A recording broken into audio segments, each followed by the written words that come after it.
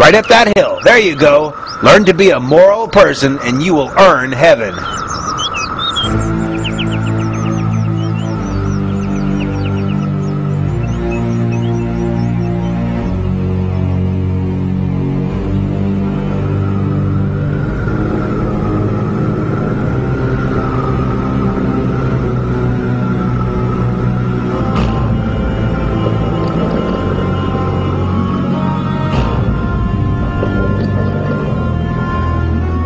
Going to fall on me. I was a fool to take this road. I will be crushed under the weight of this mountain.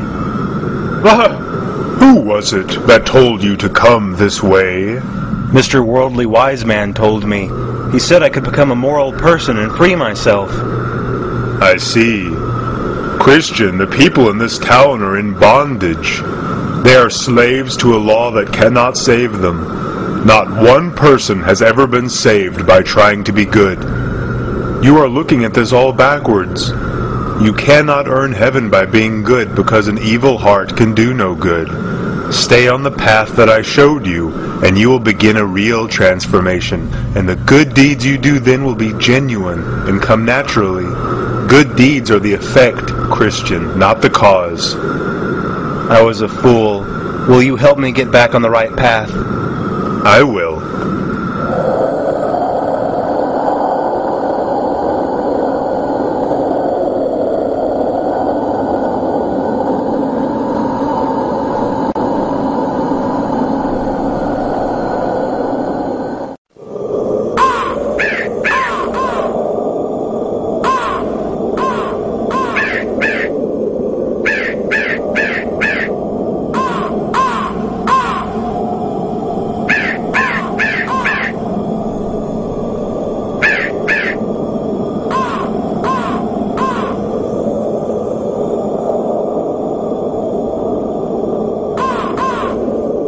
Knock, and it shall be opened unto you.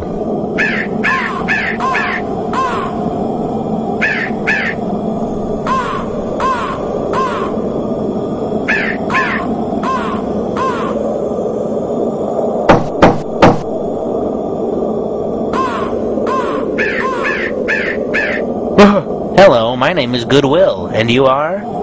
I am just a sinner from the city of destruction. I am trying to flee from the wrath that is coming and reach the celestial city, the city of God. I am told that it is through this narrow gate. Will you please let me through? With all my heart. Whoa! Why did you pull me? That is the castle of Beelzebub on that hill. He shoots arrows of fire at all that approach this gate, hoping that they will die before they reach it. Ah yes, here they come now.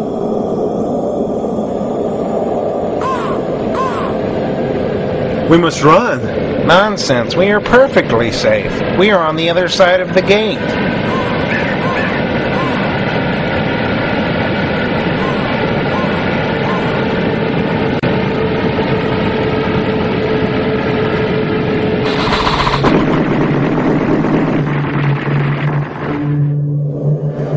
Now then, where was I?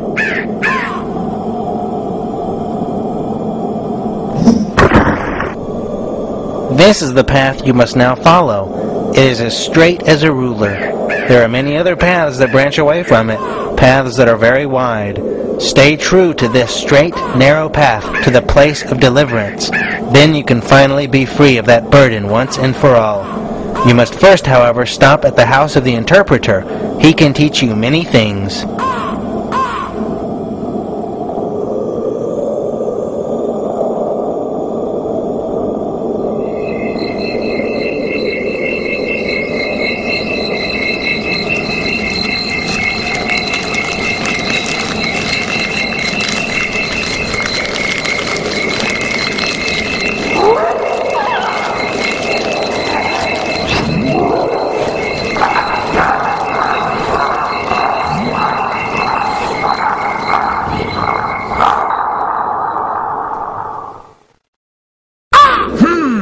That Christian. He should be here by now.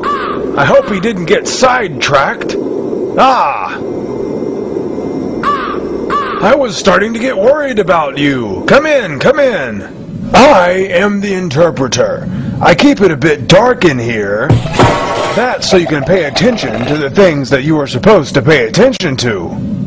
Ah, here we go.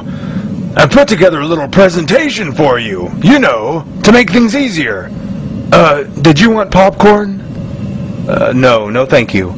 Suit yourself. Roll the film. Do you know who this is? Christ? That's right, Jesus Christ, the Son of God. He is the only person that God ever gave authority to be our guide in all difficult places. Remember this well, for others have made false claims to speak for God, but their ways always lead to death. Now here is a man in a very dusty room. It looks like he is going to try to sweep it.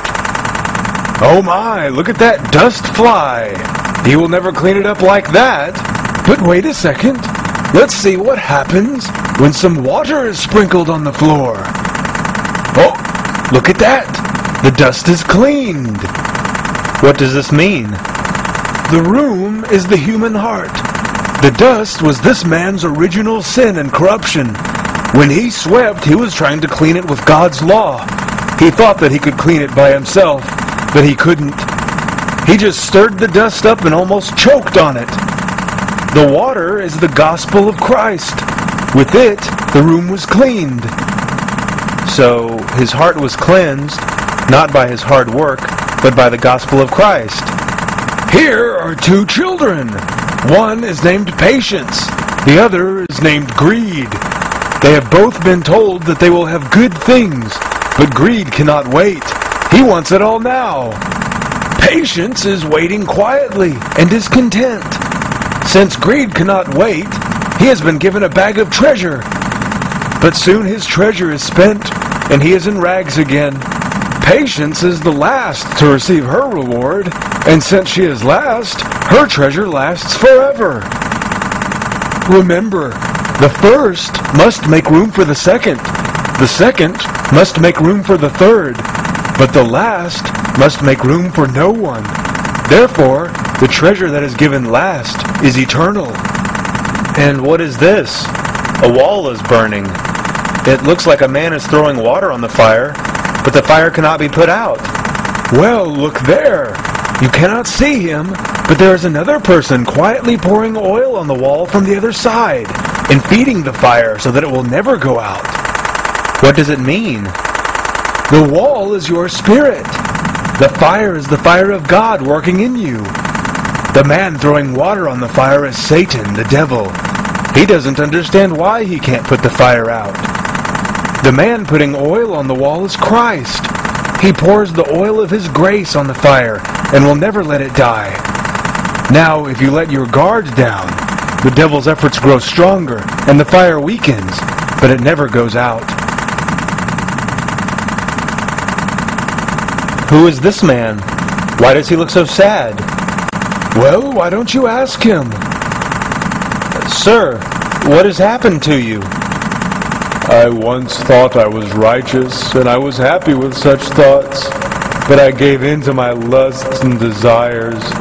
I wanted worldly things and turned my back to God. Now I have difficulty taking pleasure in His Word. I have lost myself to my temptation. I am in an iron cage of despair. Since I have not counted His grace as a holy thing, I have shut myself out of His promises for this world.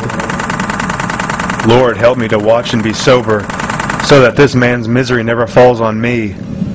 Remember it well. You can lose your earthly blessings of joy and peace by choosing to give in to the evil desires of this world. Accepting Christ and walking with Christ can be two very different things. There is much joy in walking with Christ. Turning your back on Him puts you right back into the despair of this world. I will remember. You are ready to continue your journey, young Christian.